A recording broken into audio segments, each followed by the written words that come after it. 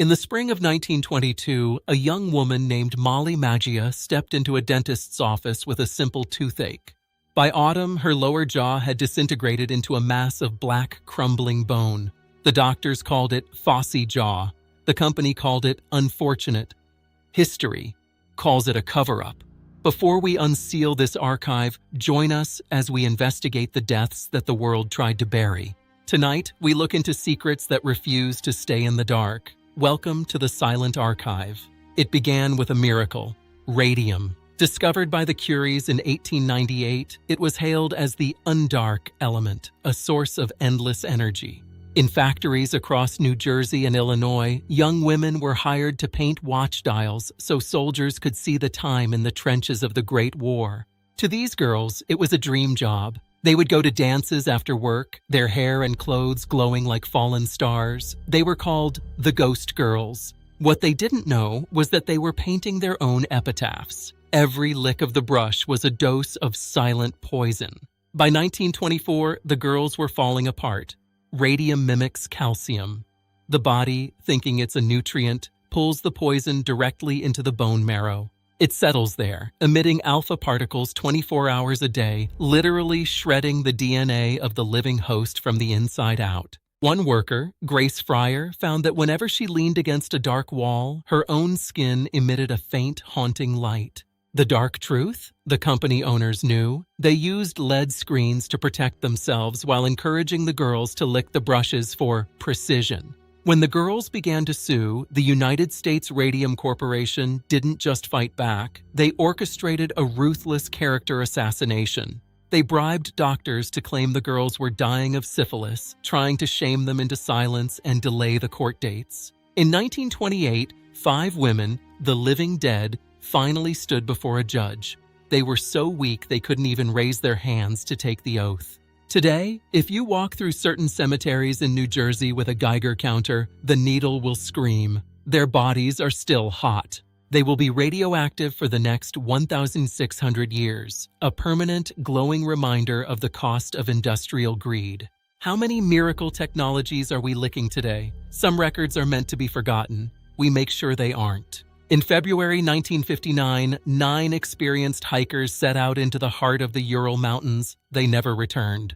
When rescuers finally found their campsite on the Mountain of the Dead, they discovered a scene that defied all logic. A tent slashed open from the inside. Footprints leading away into the sub-zero darkness, left by people who had fled in such a panic they didn't even stop to put on their boots. The bodies were scattered across the frozen slope. Some had died of hypothermia, but others bore internal injuries as severe as a high-speed car crash. No signs of a struggle, no tracks of attackers, just a compelling unknown force that drove them to their deaths in the Siberian winter. Tonight, we unseal the file on the Dyatlov Pass. What happened on that mountain remains one of history's most chilling enigmas. For decades, the Soviet government maintained a wall of silence.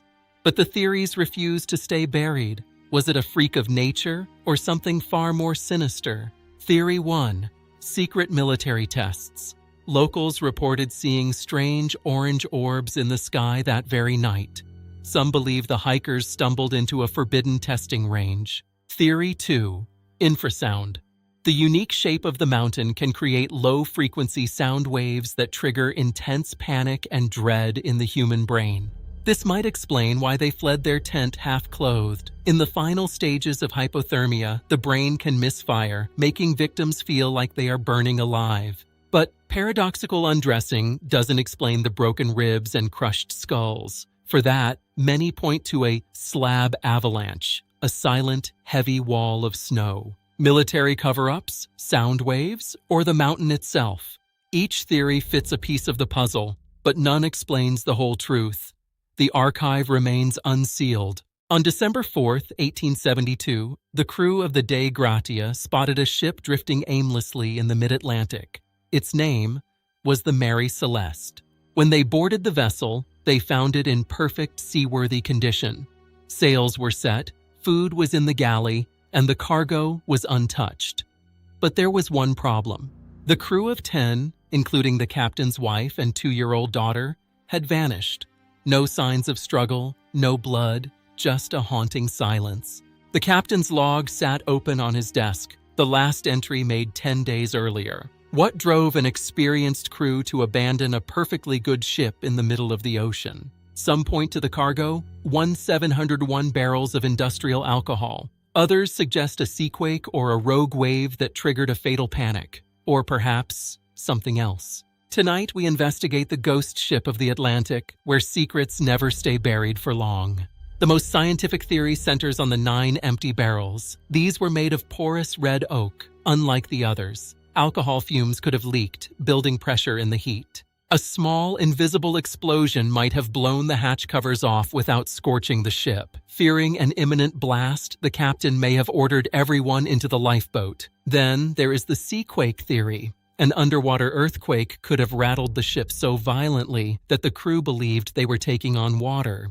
In the panic, they may have failed to notice the ship was fine. They tied the lifeboat to the brig with a long rope, but in the choppy seas, that rope likely snapped. Victorian newspapers even whispered of a giant squid.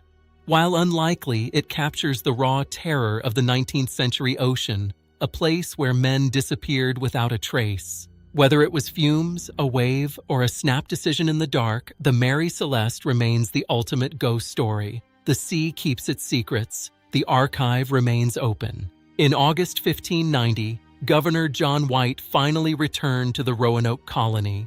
After 3 years away, he expected to find a thriving settlement. Instead, he found a graveyard of secrets. The huts were dismantled. The livestock was gone. Not a single soul, not even his own daughter and granddaughter Virginia Dare, was left to greet him. There was no sign of a struggle. The only clue was a single word carved into a wooden post, Croatoan. No cross, the prearranged signal for distress, was ever found. What happened to the 115 settlers? Did they join a local tribe, or were they victims of something more predatory in the dense Carolina woods? The answers have been lost to time. For over 400 years, the Lost Colony has remained America's oldest mystery, a story of a civilization that simply evaporated. Tonight, we look into the shadows of Roanoke. Some secrets are meant to be heard. The most enduring theory is one of survival, not slaughter. Governor White knew the settlers had discussed moving 50 miles inland or to nearby Croatoan Island. Did they simply join the Croatan people? Centuries later, legends persisted of light-skinned, blue-eyed members of the tribe who claimed descent from English settlers. But there was a darker possibility. The Anglo-Spanish War was raging. Spanish ships were known to patrol these waters, searching for English pirate colonies. If the Spanish found them first, they wouldn't have left a trace. Or perhaps the harsh winter and famine simply wore them down until the forest took them back. Every theory fits a piece of the puzzle, yet none provides the final word. Roanoke remains a civilization that vanished without a scream. Survival, war, or the unknown. The Lost Colony is the first page in America's archive of silence. We continue to search. This is the Silent Archive. Subscribe to help us unseal the past.